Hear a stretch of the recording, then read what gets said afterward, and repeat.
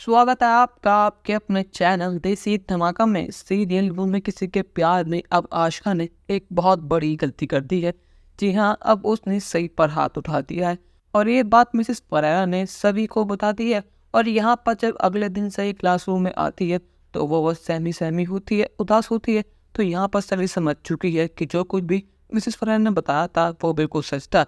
यहाँ पर वो पूछते हैं कि सही आखिर बात क्या है, और जब सभी अपनी सही के पास जाती है तो उसे उसके गाल पर उंगलियों के निशान मिलते हैं, जिससे बस साबित हो चुकी है कि सही को कल रात मारा पीटा गया था।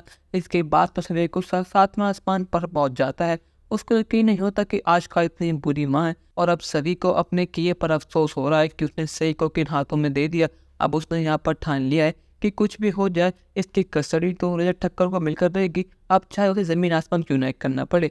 असल में दोस्तों, आशिका और हर्ष रात को पार्टी कर रहे थे और बार बार सही उन्हें डिस्टर्ब कर रहे थे। सही को भूख लगी थी और मिसेस परेरा वहाँ पे थी ही नहीं, और यहाँ पर आशिका ने इरिटेट होकर गुस्से में आकर सही पर हाथ उठा दिया। इसकी वजह से सही सहम चुकी है। अब यहाँ पर हमारी दमदार सभी मिसेस परेरा की मदद से अब उन सब चीज़ों की वीडियो रिकॉर्ड करवाने वाली है जो समझ सही के संग होते हैं, जिन बदतमीजियों से आशिका और हर सही को ट्रीट करते हैं। अब वो सब चीज़ें मिसेस परेरा रिकॉर्ड करने वाली है और सभी को भेज देने वाली है। और यहाँ पर सभी अब एक केस जिताने वाली है रजत ठक्कर को।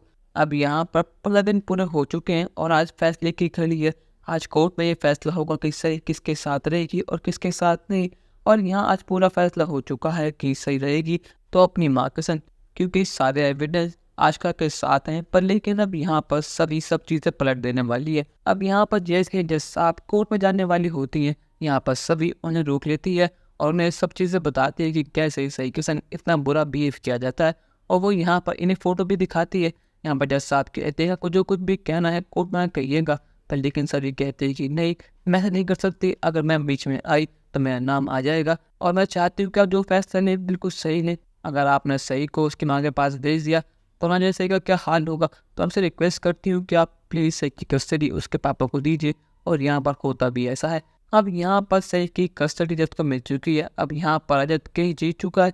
अब यहाँ पर रजत बहुत ज़्यादा खुश है और हर्ष को यकीन नहीं होता कि वो ये केस कैसे हार गया। उसको समझ नहीं आता कि आखिर ये हुआ कैसे, और वहाँ रजत तो बहुत ज़्यादा खुश है। अब यहाँ रजत को पता लग चुका है कि ये किसी और ने नहीं बल्कि सभी ने करा है। वो सभी से माफ़ी मांगता है और थैंक यू भी कहता है। वो कहता है कि सभी, मुझे लगा था कि तुम अच्छी लड़की नहीं हो, पर लेकिन मैं गलत था। आज सिर्फ और सिर्फ तुम्हारी वजह से मेरी बेटी मेरे पास है।